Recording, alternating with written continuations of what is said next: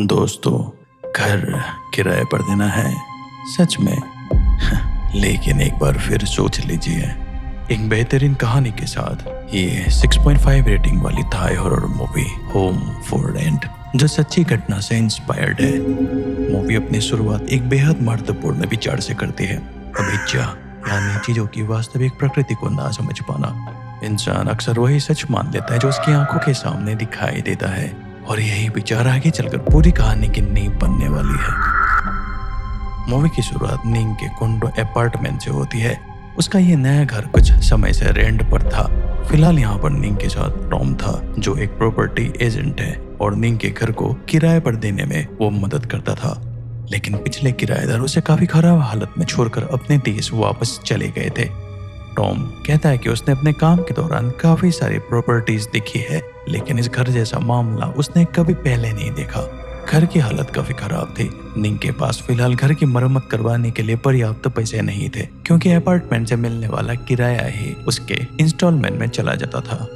इसी वजह से टॉम सुझाव देता है कि वो पुराने घर को छोड़कर इसी आरामदायक अपार्टमेंट में शिफ्ट हो जाए और पुराने घर को दोबारा किराए पर दे दे। इससे उन्हें हर महीने करीब 70 से 80 हजार थाई करेंसी की आमदनी हो सकती है।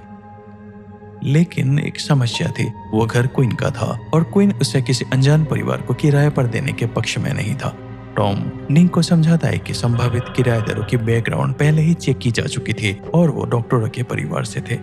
कहानी आगे बढ़ती है। अब हमें निंग, क्वीन और उनकी छोटी बेटी इंग की सामान्य पारिवारिक जिंदगी दिखाई जाती है। निंग चाहती है कि उनका बड़ा घर जल्दी से जल्दी किराए पर चला जाए, क्योंकि उनसे मिलने वाला रकम उनके अपार्टमेंट की इंस्टॉलमेंट भरने में मदद करेगी। लेकिन क्वीन इसके लिए तैयार नहीं था। उसका कहना था कि घर में अभी काफी सारा सामान रखा हुआ है और किसी अनजान व्यक्ति को अपना घर किराए पर देना सही नहीं होगा। उससे डर था कि अगर किराएदार फिर से परेशानी पैदा करने वाला निकला तो मिलने वाले पैसे भी कोई काम का नहीं रहेगा। फिर तभी निंग उसे समझाती है कि पहले संभावित किराएदार से मिलकर देखेंगे, अगर वो ठीक नहीं लगे तो घर किराए पर नहीं देंगे। आखिरकार क्वीन इस बात के लिए मान जाता है। सीन बदलता है। निंग घर की स्थिति संभालने के लिए एक इंटरव्यू में गई हुई थी। इसी वजह से किराएदारों से मिलने की जिम्मेदारी क्वीन को संभालनी पड़ती है। तभी क्वीन निंग को फोन करके कहता है कि वो उन लोगों को मना कर दे, क्योंकि वो अब घर को किराए पर नहीं देना चाहता। तभी घर देखने के लिए एक ओल्ड लेडी, जिनका नाम रात्रि था, अपनी बेटी नुच के साथ वहां पहुंचती है। निंग के वहां पहुंचने पर वो देखती कि रात्रि और क्वीन आपस में बातचीत कर रहे थे। नुच एक डॉक्टर है, जबकि रात्रि हाल में ही अस्पताल की नौकरी से रिटायर्ड हुई थी। घर उन्हें पसंद आता है और वो पूछते कि वो कब से वहां रह सकते हैं। क्वीन अगले महीने से उन्हें रहने की अनुमति दे देता है और दोनों घर की रेंटल एग्रीमेंट की प्रक्रिया शुरू करने लगते हैं। घर तय होने के बाद जाने से पहले रात्रि क्वीन को एक लाल किताब देती है। ये बात निंग देख लेती है, लेकिन उसके लिए ये एक सामान्य बात थी। एग्रीमेंट होने के बाद निंग अपना बाकी सामान स्टोर रूम में रख देती है। घर छोड़ते समय निंग अपनी पड़ोसन आंटी फोर्न से मिलती है। निंग उनसे कहती है कि अगर नए किराएदार की वजह से किसी तरह की परेशानी हो तो आंटी उसे तुरंत फोन कर सकती है। और उसी दिन इंग का बर्थडे भी था। घर पर शाम को इंग का बर्थडे सेलिब्रेशन किया जाता है। निंग और क्वीन अपनी बेटी के लिए गिफ्ट लाते हैं, लेकिन निंग उसे देखकर खुश नहीं होती। उसे तो एक खास गोरी डॉल चाहिए था, जिसके पर्पल बाल और ब्लू प्रिंसेस ड्रेस हो। निंग उसे समझाती है कि गोरी डॉल अभी कहीं नहीं मिलती, इसीलिए वो उसके लिए वो डॉल नहीं ला सके। लेकिन निंग इससे काफी अपसेट हो जाती है, क्योंकि वो पहले से ही उस डॉल की उम्मीद कर रही थी।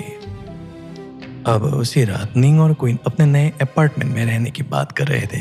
निंग हैप्पी थी कि अब उनका घर इंग के स्कूल के ज्यादा करीब है। इसी दौरान निंग की नजर क्वीन के पास रखी उस किताब पर पड़ती है जो रात्रि ने उसे दी थी। क्वीन बताता है कि वो फैक्ट्री का मैकेनिकल मैनुअल है। उस समय निंग के लिए यह बस एक अजीब सी किताब थी। तभी निंग की नजर क्वीन के चेस्ट पर बनी एक नए टैटू पर पड़ती है। वो पूछती है कि ये टैटू उसने कब बनवाया। क्वीन कहता है कि वो अपने बॉस के साथ काउसान गया था। दोनों ने शराब पी रखी थी और मजाक मजाक में एक दूसरे को टैटू बनवाने के लिए चैलेंज दिया गया। वहां उन्हें बताया गया था कि यही टैटू सबसे कम दर्द देने वाला होगा, इसीलिए उसने ये बनवा लिया। अगली सुबह निंग अपनी बेटी के स्कूल प्रोजेक्ट के लिए पुराने घर जाती है। निंग को फैमिली ट्री पर होमवर्क मिला था, इसीलिए निंग वहां रखी अपनी फैमिली फोटोग्राफ्स लेने जाती है। वहां उसकी मुलाकात नुच से होती है। निंग उसे बताती है कि उसे स्टोर रूम से कुछ सामान लेना है। स्टोर रूम खोलने के दौरान उसमें से सामान गिर जाता है और इसी दौरान गिरे हुए सामान को ठीक करने में नुच मदद करती है। तभी निंग की नजर उसके नेक पर बने टैटू पर पड़ती है, जो क्वीन के चेस्ट पर बना टैटू के जैसा ही था। लेकिन यही बात निंग के लिए अजीब थी। उस समय उसके पास कोई ठोस वजह नहीं थी कि वो उसे गंभीरता से ले। जब निंग वहां से निकलने ही वाली होती है तब आंटी फॉर्न का मैसेज आता है कि निंग जाने से पहले उनसे मिलकर जाए। आंटी फॉर्न निंग को बताती है कि उसके नए किराएदार का बिहेवियर शुरू से ही कुछ सस्पिशियस लग रहा था। रात्रि और नुच ज्यादातर समय घर के अंदर ही रहते थे और ने उन्हें लगभग कभी बाहर जाते हुए नहीं देखा था। इसके बाद निंग को घर के बाहर बंधे कौवों का पंख दिखाती है और उनको सकता है कि घर के अंदर किसी तरह का ब्लैक मैजिक या रिचुअल किया जा रहा है। लेकिन सबसे अजीब बात यह थी कि हर सुबह लगभग 4 बजे इनके पुराने बेडरूम से चैंटिंग की आवाज सुनाई देती थी। और नागी बताते कि एक रात उसका डॉगी वाइतोई लगातार भौंक रहा था। जब वो बाहर देखने गई तो उसने घर के ऊपर काफी सारे कौवों का झुंड उड़ते हुए देखा। अगली सुबह वो डॉगी घर के पीछे मरा हुआ मिला और उसका पूरा शरीर खून से ढका हुआ था। इस बात को सुनने के बाद निंग को पहली बार शक होने लगता है कि जिस परिवार को उसने अपना घर किराए पर दिया उनके बारे में वो जितना जानती थी सच्चाई उससे कहीं अलग हो सकती है। अब निंग रात्रि की असली पहचान जानने की कोशिश करती है। वो मेडिकल प्रैक्टिशनर डेटाबेस से उनका नाम सर्च करती है, लेकिन रात्रि का नाम का रिकॉर्ड वहां नहीं मिलता। निंग ये बात क्वीन को बताती है और कहती है कि उसे रात्रि कुछ अजीब लग रही है, लेकिन क्वीन उसे ज्यादा गंभीरता से नहीं लेता। उसका मानना था कि रात्रि पहले ही रिटायर्ड हो चुकी है। संभव है कि उसका नाम डेटाबेस से हटा दिया गया हो, लेकिन निंग का शक अब कम नहीं होता। इसी बीच निंग को नुच के नेक पर बनी वही टैटू याद आती है। यही बात उसके मन में फिर से सवाल खड़ी करती है, इसलिए वो एक बार फिर क्वीन से उसके चेस्ट पर बने टैटू के सिंबल का मतलब पूछती है। क्वीन फिर से वही कहता है कि उसे खुद भी नहीं पता कि इस सिंबल का मतलब क्या है, लेकिन निंग उसे बताती है कि नुच के नेक पर भी बिल्कुल यही सिंबल बना हुआ था। लेकिन क्वीन के लिए ये बात बिल्कुल नॉर्मल थी। वो सामान्य तरीके से कहता है कि हो सकता है ये कोई कॉमन सिंबल वाला टैटू हो। इतना कहकर वो बात को वहीं छोड़ देता है। लेकिन निंग के लिए अब ये सिर्फ कोइंसिडेंस नहीं रह गया था। रात्रि की मिस्टीरियस पहचान, घर में होने वाले अजीब हरकतें और अब क्वीन और नुच के कनेक्शन के बारे में जानना उसके लिए काफी जरूरी हो गया था। इसलिए अगली सुबह निंग अपने परिचित नट को फोन करके रात्रि और नुच के बैकग्राउंड चेक करने को कहती है। निंग को अब शक होने लगा था कि वो शायद किसी कल्ट का हिस्सा हो, जिसकी वजह से उसका शक लगातार बढ़ता जा रहा था। धीरे धीरे अब सिचुएशन बदलने लगी थी। सुबह करीब 4 बजे निंग के घर के ऊपर काफी सारे कौवे उड़ते हुए दिखाई देते हैं और बेड के नीचे से कुछ अजीब सा लिक्विड भी बाहर निकलता हुआ नजर आ रहा था। इसी दौरान निंग अचानक नींद से जाग जाती है। वो अपनी माँ से कहती है कि कमरे के अंदर कोई है। निंग के कमरे पर देखने पर उसे वहां कोई दिखाई नहीं देता। वो निंग को समझाती है कि शायद उसे मिरर में अपने ही रिफ्लेक्शन दिखाई दी होगी, लेकिन निंग खुद भी वार्डरोब के पास किसी की मौजूदगी महसूस करती है। वो वहां चेक करती है, लेकिन उसे कुछ भी दिखाई नहीं देता। फिर भी उस पल निंग को साफ महसूस हो रहा था कि जैसे कोई छिपकर उनकी हर हरकत पर नजर रख रहा हो। लेकिन अब डर घर के अंदर तक सीमित नहीं था, बल्कि बाहर भी वो अपना असर दिखाने लगा था। ठीक उसी समय आंटी फॉर्न निंग को एक वीडियो भेजती है। वीडियो में रात्रि और नुच फिर से घर के अंदर कोई रिचुअल करते हुए दिखाई दे रहे थे। इससे निंग का शक और गहरा हो जाता है कि घर में वाकई कुछ ऐसा चल रहा है जिसे वे उससे छिपा रहे थे। लेकिन वीडियो भेजने के बाद फॉर्न को डर था कि शायद रात्रि ने उसे रिकॉर्डिंग करते हुए देख लिया हो। यानी अब मामला निंग के शक तक सीमित नहीं था, फॉर्न भी उन लोगों के नजर में आ चुकी थी। अब उसी रात घर में एक के बाद एक अजीब हादसे होते जा रहे थे। इसके बाद रात में क्वीन कुछ देर के लिए घर से गायब रहता है। निंग उसे आवाज देती है, लेकिन उसका कोई जवाब नहीं मिलता। थोड़ी देर बाद क्वीन वापस आते ही बताता है कि वो बाथरूम में मिले चूहे को पकड़कर नीचे छोड़ने गया था, लेकिन निंग की नजर उसके हाथ में मौजूद उसी अजीब किताब पर पड़ती है। ये बात पूछने पर क्वीन सफाई देता है कि उसने किताब का इस्तेमाल चूहे वाले डिब्बे को ढकने के लिए किया था। लेकिन निंग को ये बात कन्विंसिंग नहीं लगती, क्योंकि ये वही किताब थी जो रात्रि ने उसे दी थी और अब क्वीन भी उसे छिपाकर इस्तेमाल कर रहा था। लेकिन थोड़ी ही देर बाद निंग के मोबाइल पर और एक अजीब बात सामने आती है। आंटी फॉर्न का टेक्स्ट डिलीट हो चुका था और निंग को यह समझ नहीं आता कि आंटी ने ऐसा क्यों किया। अगली सुबह निंग आंटी फॉर्न के घर पहुंचती है, लेकिन वहां उसे नुच मिलती है। नुच बता रही थी कि आंटी फॉर्न अपने होम टाउन चली गई है। निंग को यह बात तुरंत अजीब लगती है, क्योंकि आंटी ने उसे कभी कहीं जाने के बारे में बताया ही नहीं था। और सबसे बड़ी बात, आंटी ने खुद निंग को रात्रि और नुच के रिचुअल के बारे में वार्निंग दी थी। फिर अचानक ऐसे में नुच का आंटी के बारे में जानकारी देना निंग को काफी अजीब लग रहा था। अब सीन बदलता है। आंटी के घर से लौटने के बाद निंग देखती है कि इंग का आईपैड खुला था जिसमें उसके बचपन की रिकॉर्डिंग चल रही थी। तभी उसकी नजर कुर्सी पर रखी गोरी डॉल पर पड़ती है और पीछे से इंग आकर बताती कि पापा ने ये डॉल उसे बर्थडे प्रेजेंट के तौर पे दी थी। लेकिन उसी रात से चीजें अचानक बदल जाती है। इंग नींद में बार बार कहती है कि वो वहां से नहीं जाएगी और उसे वहां नहीं रहना। निंग इसे नाइटमेयर समझ रही थी, लेकिन जल्दी ही उसे पता चलता है कि ये आवाज इंग से नहीं बल्कि उसी गोरी डॉल से आ रही थी। ये देखकर निंग डर से एकदम चौंक जाती है। सेम डे सुबह 3:44 AM पर इंग की नजर क्वीन पर पड़ती है जो कहीं जाने की तैयारी कर रहा था। तभी इंग पीछे मुड़ती और मिरर के रिफ्लेक्शन में उसे एक घोस्ट दिखाई देती है जो इंग के चेस्ट पर अपने नाखून से खरोचते हुए एक निशान बना रही थी। यह दृश्य इतना डरावना था कि निंग के लिए किसी बुरे सपने से कम नहीं था। कुछ देर बाद इंग के चेस्ट पर एक ट्रायंगल जैसे सिंबल दिखाई देती है। क्वीन भी उस निशान को देखकर बिना कुछ कहे या पूछे उन्हें नजरअंदाज कर कर वहां से चला जाता है। क्वीन के बदलते बिहेवियर के बाद निंग को अब उस पर बिल्कुल भी भरोसा नहीं रह गया था। इसलिए जब क्वीन चुपचाप घर से निकलकर छत की तरफ जाते हैं, निंग भी उसका पीछा करते हुए वहां पहुंच जाती है। छत पर पहुंचकर निंग देखती है कि आसमान में कौवों का एक बड़ा झुंड मंडरा रहा था। तभी उसे कुछ अजीब आवाजें सुनाई देने की वजह से वो धीरे धीरे उस आवाज का पीछा करती हुई आगे बढ़ती है। वहां पहुंचकर निंग जो देखती है उससे उसके होश उड़ जाते हैं। क्वीन उसे लाल किताब से एक रहस्यमय मंत्र पढ़ रहा था, बिल्कुल उसी तरह जैसे निंग ने पहले रात्रि और नुच के रिचुअल करते हुए वीडियो में देखा था। अब उसे यकीन हो गया था कि क्वीन का उन दोनों के साथ कोई गहरा संबंध है, इसलिए वो प्रूफ के तौर पर अपना मोबाइल निकालकर रिचुअल की रिकॉर्डिंग करने लगती है। लेकिन तभी निंग की नजर वहां मौजूद एक घोस्टली प्रेजेंस पर पड़ती है। वो लड़की निंग के फोन से रिकॉर्डिंग करने से रोकने की कोशिश कर रही थी। निंग डरते हुए क्वीन की नजर से बचने की कोशिश करती है, लेकिन तभी कौवों का झुंड अचानक उसकी तरफ झपट पड़ता है।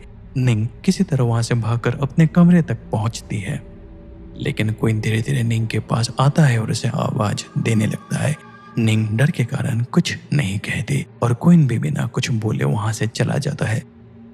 अगली सुबह निंग क्वीन के बैग से वही लाल किताब निकालकर उसे खोलकर देखने पर अंदर सिर्फ सादे पन्ने दिखाई देते हैं। तभी बाहर से क्वीन उसे किताब के बारे में पूछता है। निंग घबराकर उसे छुपाने की कोशिश करती है, लेकिन तभी उसकी नजर में कमरे में रखे रिचुअल से जुड़ी कई चीजों पर पड़ती है। अब उसे समझ आ जाता है कि इस किताब को अपने पास रखना भी उसके लिए सुरक्षित नहीं होगा, इसलिए वो किताब को बाथरूम के चेंबर में ही रख देती है। इन सब घटनाओं के बाद इंग की पूरी देखभाल अब निंग खुद कर रही थी। अगली सुबह जब निंग उसे स्कूल से लेने पहुंचती है तब वहां उसे एक बेहद अजीब नजारा दिखाई देता है। इंग के साथ रात्रि मौजूद थी और उसे किताब पढ़ने में मदद कर रही थी। निंग ये देखकर घबरा जाती है और जैसे उनकी तरफ बढ़ती है, रात्रि और इंग वहां मौजूद ही नहीं रहते। अगले ही पल इंग अपने माँ के पास पहुंचती है, लेकिन वहां उसके अलावा और कोई मौजूद नहीं था। अब निंग के लिए ये सिर्फ एक शक या कोइंसिडेंस नहीं रह गया था। निंग के मुताबिक वो बुरी औरत रात्रि अभी अभी इंग के साथ थी, लेकिन अब वहां उसका कोई नामो निशान नहीं था। तभी निंग की नजर अपनी बेटी के गर्दन पर पड़े एक निशान पर पड़ती है। ये देखते ही उसका डर गुस्से में बदल जाता है। वो रात्रि को ढूंढने लगती है और इंग से जानना चाहती कि रात्रि ने उसके साथ क्या किया था। कुछ ही पलों में वहां का माहौल काफी टेंस्ड और अनकंफर्टेबल हो जाता है। सारी सिचुएशन देखने के बाद निंग तुरंत फैसला करते है कि वो इंग को लेकर उस घर से दूर चली जाएगी। वो इन उसे रोकने की काफी कोशिश करता है, लेकिन निंग अब अपनी बेटी को ऐसी जगह नहीं रखना चाहती जहां उसे किसी स्ट्रेंज कल्ट का खतरा हो। निंग को इनको बताती है कि उसने खुद अपनी आंखों से रात्रि को इंग के स्कूल में उसके साथ देखा था, लेकिन क्वीन अब भी रात्रि का बचाव करता है। इसी बात को लेकर दोनों के बीच बहस बढ़ जाती है और माहौल काफी तनावपूर्ण हो जाता है। निंग क्वीन से जानना चाहती है कि आखिर रात्रि उनकी बेटी के साथ क्या करने की कोशिश कर रही है, लेकिन क्वीन उसे कोई संतोषजनक जवाब नहीं देता। बहस इतनी बढ़ जाती है कि क्वीन गुस्से में निंग पर हाथ उठा देता है। इसके बाद निंग के लिए घर पे रहना और भी मुश्किल हो गया था। आखिरकार वो अपनी बेटी को लेकर घर छोड़कर वहां से चली जाती है। इसी दौरान निंग को अपनी माँ का फोन आता है। वो बताती है कि क्वीन वहां निंग और इंग को ढूंढ रहा था।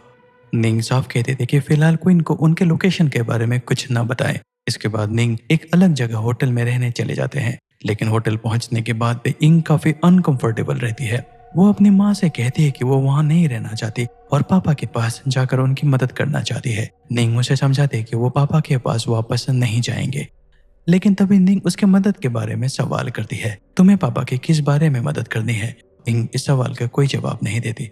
निंग उसे प्यार से समझाने की कोशिश करती है कि वो अपनी माँ को सब कुछ बता सकती है, लेकिन इंग की चुप्पी कि उसके लिए एक नया बड़ा सवाल खड़ा कर देती है। दूसरी तरफ नट आखिरकार रात्रि के आइडेंटिटी की जांच पूरी कर लेता है। असल में नट निंग का एक्स बॉयफ्रेंड था, इसीलिए निंग उससे इस मामले में मदद लेती है। नट बताता है कि उसके किराएदार की आईडी कार्ड संदेहजनक है क्योंकि आईडी पर दिए गए नंबर्स के साथ छेड़छाड़ की गई थी। जब उसने ओरिजिनल नंबर हासिल करके डेटाबेस में दोबारा जांच किया तो एक चौंकाने वाली सच्चाई सामने आई। जिस महिला ने निंग के घर को रात्रि के नाम पे किराए पर लिया था वो असल में रात्रि थी ही नहीं, उनका असल नाम था नवाबॉर्न। हालांकि राहत की बात यह थी कि उनके नाम पर कोई क्रिमिनल रिकॉर्ड नहीं मिला था। निंग अभी रात्रि की असल पहचान जानकर पूरी तरह संभल भी नहीं पाई थी कि तभी उसकी मुलाकात एम से होती है, जो नट की गर्लफ्रेंड है। निंग को नट से मिलने से साफ साफ मना कर देती है, लेकिन निंग की मुश्किलें अभी कम नहीं हुई थी। होटल पहुंचने के बाद उसे पता चलता है कि क्वीन इंग को वहां से अपने साथ ले जा चुका था। निंग के लिए सबसे हैरान करने वाली बात यह थी कि क्वीन को उनके होटल की लोकेशन आखिर पता कैसे चली। खैर, कुछ समय बाद निंग अपनी बेटी को खोजते हुए अपने पुराने घर तक पहुंचती है, लेकिन वहां इंग कहीं दिखाई नहीं देती। घर पूरी तरह खाली पड़ा था, अंदर का सामान बिखरा हुआ था और चारों तरफ अजीब सिंबल और रिचुअल में इस्तेमाल होने वाली चीजें सरी हुई पड़ी थी। ये सारा नजारा देखकर निंग तुरंत टॉम को फोन करती है। टॉम से पता चलता है कि रात्रि एक दिन पहले ही वो घर खाली करके जा चुकी थी और सबसे हैरानी वाली बात यह थी कि क्वीन को इसके बारे में पहले से पता था। निंग बिना देर के टॉम के साथ रात्रि को ढूंढने निकल पड़ती है क्योंकि टॉम को उसके नए घर का एड्रेस पता था। वो बार बार रात्रि को कॉल करता है लेकिन कोई जवाब नहीं मिलता। और दोस्तों, यहीं पर कहानी का एक खुलासा होता है, टॉम भी इसी कल्ट का हिस्सा था। निंग की उसकी असली मंशा का एहसास होते ही वो बचने की कोशिश करती है और टॉम को बहाने से रोकने की कोशिश करती है, लेकिन टॉम उसे काबू कर लेता है और एक सूटकेस में बंद करके एक सुनसान परे घर तक ले जाता है। इसके बाद हमें कहानी 11 साल पहले की वारदात दिखाती है, जहां पर हमें क्वीन के अतीत में ले जाया जाता है, एक ऐसे समय में जहां इस पूरे रहस्य की असली शुरुआत हुई थी। 11 साल पहले क्वीन की अपनी छोटी बेटी जा के साथ रहता था, यानी निंग की जिंदगी में आने से पहले क्वीन की एक अलग दुनिया थी जिसके बारे में निंग को कुछ भी पता नहीं था। जा अपने पिता के काफी करीब थे। उसके बर्थडे पर क्वीन उसके लिए एक खास गोरी डॉल लेके आता है, बिल्कुल वैसा जैसा वो चाहती थी। यहाँ तक कि डॉल के कपड़ों पर क्वीन ने खुद जा का नाम सिलवाया था। जा उस गिफ्ट से काफी खुश होती है और अपने पिता से कहती कि काश उसकी एक बहन होती ताकि वो अपने डॉल उसके साथ भी शेयर कर पाती। बट इसी कहानी में पता चलता है कि जा की माँ नहीं थी, इसलिए क्वीन ने जा को अकेले ही पाला था। क्वीन के लिए वो सिर्फ उसकी बेटी ही नहीं थी, वो उसकी पूरी दुनिया थी। लेकिन एक दिन बाथरूम में हीटर से हुए हादसे के कारण जा की मौत हो जाती है। इस हादसे के बाद क्वीन पूरी तरह टूट जाता है। जा की याद में वो इतना डूब गया था कि धीरे धीरे उसकी मानसिक हालत भी बिगड़ने लगी थी। समय बीतने के बाद क्वीन की मुलाकात निंग से होती है और दोनों शादी कर लेते हैं, लेकिन जा के खोने का दर्द क्वीन के अंदर कहीं ना कहीं बना रहता है। अब कहानी हमें प्रेजेंट के 4 महीने पहले दिखाती है। इतने साल बीत जाने के बाद भी क्वीन का अपनी बेटी जा के लिए प्यार कम नहीं हुआ था। फिर एक दिन क्वीन इंग को अपने कमरे में किसी से बात करते हुए देखता है। इंग की कुछ बातें और बिहेवियर उसे जा की पुराने बातों को याद दिलाती है। ये देखकर क्वीन के मन में अपनी पुरानी यादें फिर से जागने लगती है और यही एक वजह थी कि क्वीन उस पुराने घर को किसी दूसरे व्यक्ति को किराए पर देने के लिए तैयार नहीं था। वो घर जा की यादों से जुड़ा हुआ था। क्वीन उन यादों को अपने से दूर नहीं करना चाहता था। लेकिन कहानी तब बदलती है जब रात्रि घर देखने आती है। तभी पूरा सिचुएशन बदल गया था। घर दिखाने के दौरान रात्रि क्वीन से कुछ ऐसी बातें करती है जिससे साफ लगता है कि उसे इस घर और यहाँ हुई किसी पुराने घटना के बारे में पहले से जानकारी थी। वो कहती है कि सब कुछ काफी जल्दी हुआ और कम से कम उस बच्ची को ज्यादा दर्द नहीं हुआ। क्वीन ये सुनकर हैरान रह जाता है और वो उसे पूछता है कि वो आखिर में किस घटना के बारे में बात कर रही है। रात्रि का जवाब और भी रहस्यमय था। वो बताती है कि जहाँ अपने समय से पहले ही चली गई थी, लेकिन उसकी आत्मा अभी भी इसी जगह के आसपास भटक रही है। इसके बाद रात्रि क्वीन को एक ऐसी किताब देती है जिसके अंदर पन्ने बिल्कुल सफेद थे और कहती है कि शायद इस किताब की मदद से इस रहस्य को समझ सके। साथ ही वो ये भी बताती है कि अगर वो खुद इस घर में किराएदार बनकर रहे तो जा के बारे में और भी बात पता लगा सकती है। और यही बात थी जिसने क्वीन को घर किराए पर देने के लिए तैयार कर दिया। उसके लिए ये सिर्फ किराए का फैसला नहीं था, वो किसी भी तरह जहाँ से मिलना चाहता था। समय बीतता है। अब मूवी में हमें उनके महत्वपूर्ण बातचीत दिखाती है। रात्रि क्वीन से कहती है कि जब वो पहली बार मिले थे तभी उसे ऐसा लगा था कि क्वीन जा की आत्मा को देख सकता है। अपनी बेटी को खोने के बाद क्वीन उसे देख पाने की चाह में काफी परेशान हो चुका था। रात्रि उसे समझाती है कि अगर वो पूरी श्रद्धा और ट्रस्ट के साथ उस शक्ति पर भरोसा करेगा तो उसकी प्रार्थना सुनी जा सकती है। यहीं से क्वीन के मन में पहली बार यह उम्मीद जागती है कि शायद जा को वापस पाया जा सकता है। लेकिन यहाँ एक परेशानी आ गई थी। रात्रि क्वीन को कौवे के बारे में बताती है। वो कहती है कि ये कौवे उस रहस्यमय शक्ति के दूत है और वो एक संदेश लेकर आए हैं। हम जा की आत्मा को इस दुनिया में रहने का समय खत्म हो चुका है। यह सुनकर क्वीन पूरी तरह टूट जाता है क्योंकि वो अभी तक अपनी बेटी को ठीक तरह से देख भी नहीं पाया था। वो रात्रि से विनती करता है कि वो जा को जाने से रोक दे। तभी रात्रि उसे एक आखिरी रास्ता बताती है, एक अनुष्ठान के जरिए जा की आत्मा को वापस लाने का, क्योंकि उसके मुताबिक जा भी उसके पापा को छोड़ के नहीं जाना चाहती थी।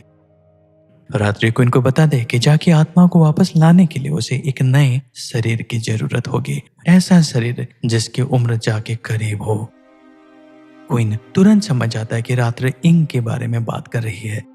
रात्रि उसे भरोसा दिलाती है कि इंग को ना ही कुछ महसूस होगा, ना ही उसे किसी तरह की परेशानी होगी।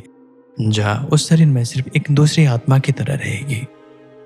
इसके बाद से क्वीन की तरफ शिफ्ट होती है। वहीं के लिए वही गुरी डॉल लेकर आता है जिसे वो काफी समय से चाहती थी, लेकिन अब इस डॉल का महत्व कुछ अलग था।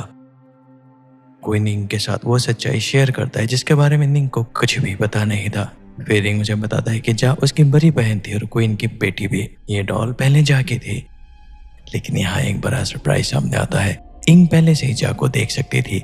वो बताती है कि जा उसे तब दिखाई देती थी जब आसपास कोई दूसरा व्यक्ति मौजूद नहीं होता, क्योंकि किसी और के आते ही जा गायब हो जाती थी। लेकिन जब वो नए अपार्टमेंट में रहने आए, इंग ने जा को देखना बंद कर दिया था। ये सब सुनकर क्वीन बताता है कि रात्रि ने उसे समझाया था कि अब जा ज्यादा समय तक उनके साथ नहीं रह पाएगी, क्योंकि जा के पास इंसानों जैसा अपना शरीर नहीं था, इसलिए वो हमेशा इस दुनिया में उनके साथ नहीं रह सकती। ये बात इंग के लिए काफी दुखद थी, इसलिए वो जा को वापस लाने में अपने पापा की हर संभव मदद करने का वादा करती है। यही वो बात थी जब होटल में इंग क्वीन की मदद करने की बात करती है। इंग की हाँ में मिलने के बाद क्वीन घर के अंदर रिचुअल शुरू करता है। बेड के नीचे ट्रायंगल सिंबल से लेकर बाथरूम कैबिनेट के अंदर कौवों के पंखों से जुड़े रिचुअल तक वो धीरे धीरे पूरी तैयारी करने लगता है। फिर एक सुबह करीब 4 बजे मंत्र पढ़ने के दौरान क्वीन की आध्यात्मिक शक्ति पूरी तरह एक्टिवेट हो जाती है। वो अपनी आत्मा को बॉडी से बाहर निकालकर आसपास हो रही घटनाओं को देख और महसूस कर सकता था। इसी शक्ति के जरिए वो अपने आसपास कई कल्ट मेंबर को रिचुअल में उसकी मदद करते हुए देखता है। क्वीन अब अपनी इस नई शक्ति के जरिए रिचुअल से जुड़ी दूसरी दुनिया की मौजूदगी को भी महसूस कर पा रहा था। इसे रिचुअल के दौरान पहली बार क्वीन को जा की झलक और उसकी आवाज महसूस होती है, लेकिन तभी निंग क्वीन को रिचुअल करते हुए देख लेती है और उसकी मौजूदगी की वजह से क्वीन का जा का संपर्क नहीं हो पाता। निंग के रिचुअल देख लेने की बात क्वीन रात्रि को बताता है। इसके बाद रात्रि उसे भरोसा दिलाती कि अगले दिन वो जा और इंग के लिए रिचुअल करेगी। अगले दिन जा को वापस लाने वाले रिचुअल का पहला स्टेप इंग के लिए शुरू होता है। स्कूल से बाहर क्वीन से मिलने के बाद रात्रि उसे बताती है कि इस अनुष्ठान के लिए पहले इंग के शरीर पर 3 अलग अलग जगहों पर निशान बनाए जाएंगे। पहला निशान जा पहले ही बना चुकी थी, यानी इससे पहले मिरर में निंग ने जो अजीब झलक देखी थी वो असल में जा की थी।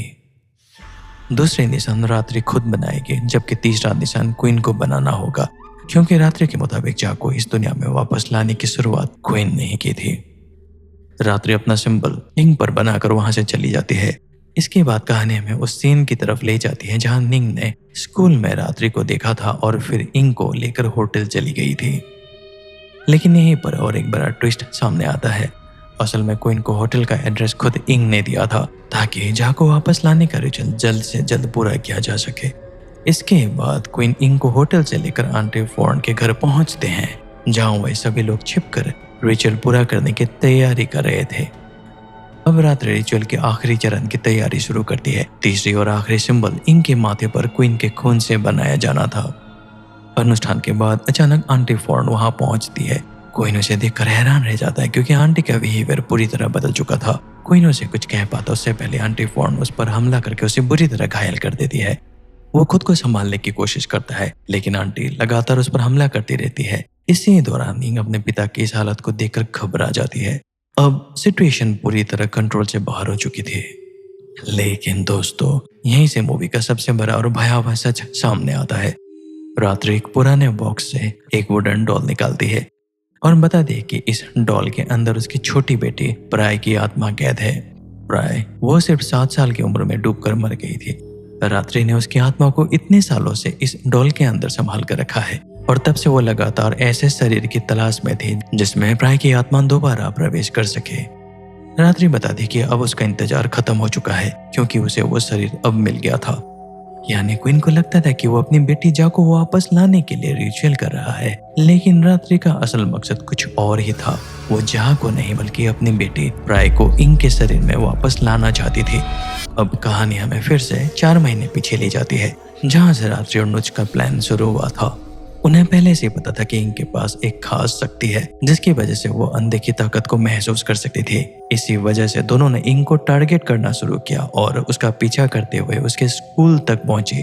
टॉम भी शुरू से ही उनके साथ मिला हुआ था और उनकी हर प्लान में मदद कर रहा था, चाहे वो अपार्टमेंट वाली कहानी ही क्यों ना हो। इसके बाद वे दोनों टॉम के साथ निंग के अपार्टमेंट में पहुंचती है और घर को इस तरह खराब कर देती है कि वहां कोई दूसरा किराएदार ना आ सके। यही वो सीन था जिसे हमने मूवी की शुरुआत में देखा था, लेकिन उस वक्त हमें इसकी असली वजह नहीं पता थी। इसके बाद रात में रात्रि और नुच क्वीन के पुराने घर में वापस आते हैं और एक रिचुअल शुरू करते हैं और इसी दौरान उन्हें जाकी आत्मा दिखाई देती है।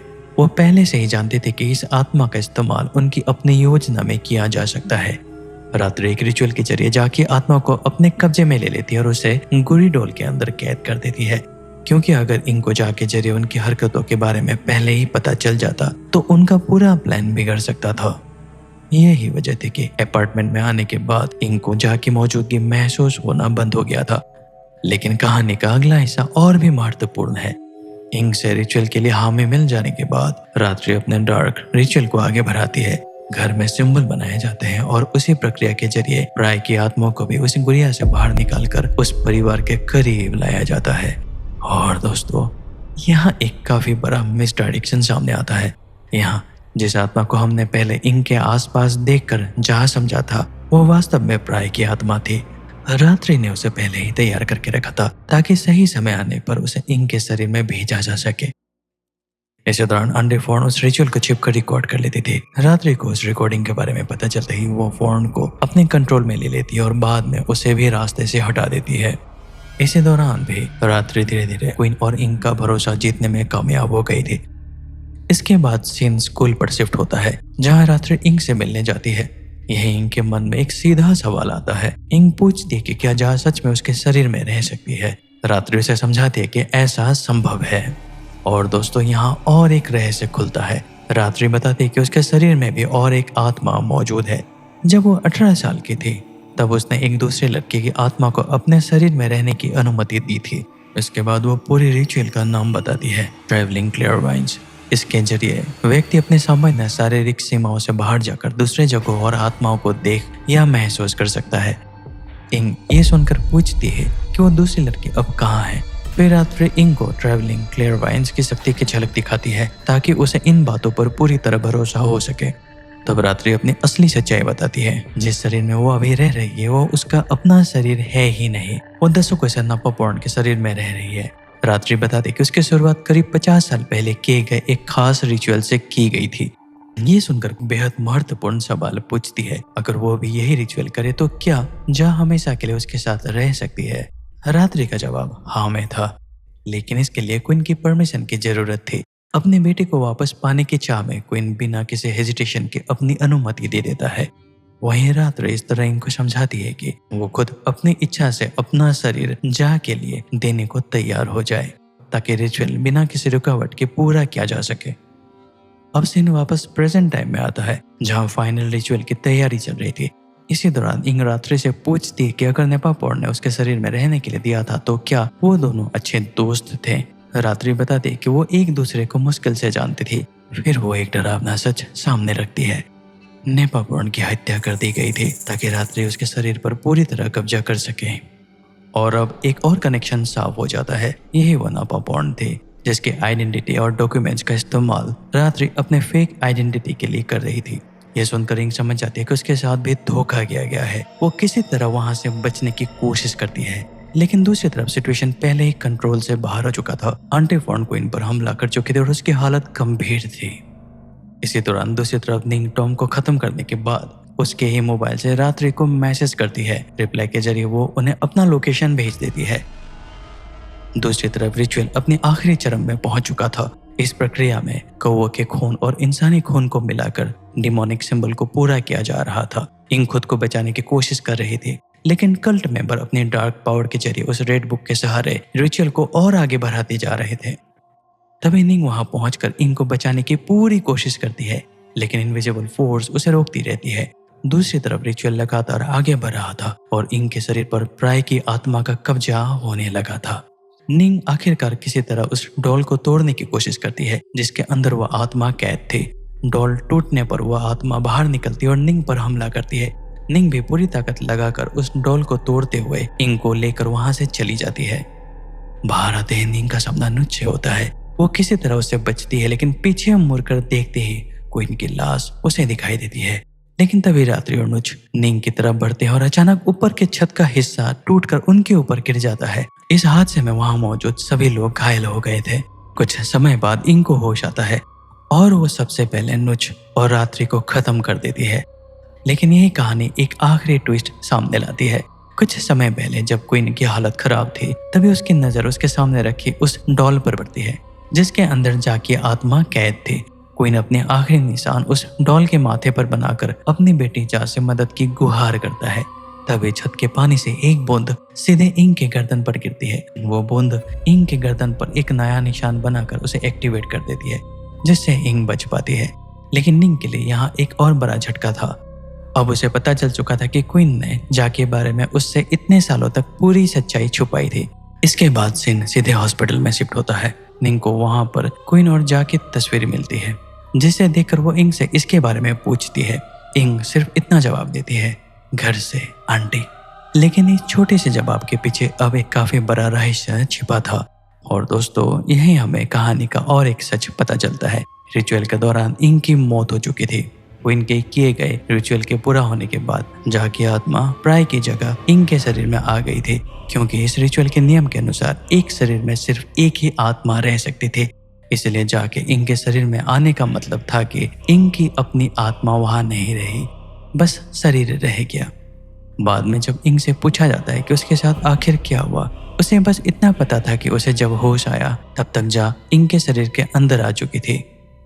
यह सुनकर निंग पूरी तरह टूट जाती है, क्योंकि उसके पास ना तो उसका पति था, ना ही उसकी अपनी बेटी। हॉस्पिटल से डिस्चार्ज होने के बाद निंग को अपनी माँ के घर पर दिखाया जाता है। बाहर से अब सब कुछ सामान्य लगता है, लेकिन अब एक बड़ा बदलाव आ चुका था। जा इंग के रूप में वापस आ चुकी थी और निंग ने भी उसे पूरी तरह अपनी बेटी के रूप में अपना लिया था। यहाँ पर एक बात गौर करने वाली है। लास्ट सीन में रूफटॉप पर हमें एक लड़की जैसी छाया दिखाई देती है। वो असल में इंग की आत्मा थी, जो रिचुअल के दौरान मारी जा चुकी थी और आखिर में वो अपने पापा के दिए हुए वादे को निभाकर उनके साथ ही चली गई थी। तो दोस्तों, यही थी होम फॉर रेंट की पूरी कहानी। उम्मीद है आपको इस मूवी की एक्सप्लेनेशन पसंद आई होगी। अगर वीडियो अच्छी लगी हो तो वीडियो को लाइक करें, चैनल को सब्सक्राइब करें और अपने दोस्तों के साथ शेयर जरूर करें। हम फिर मिलेंगे और एक नई कहानी के साथ। तब तक के लिए टेक केयर एंड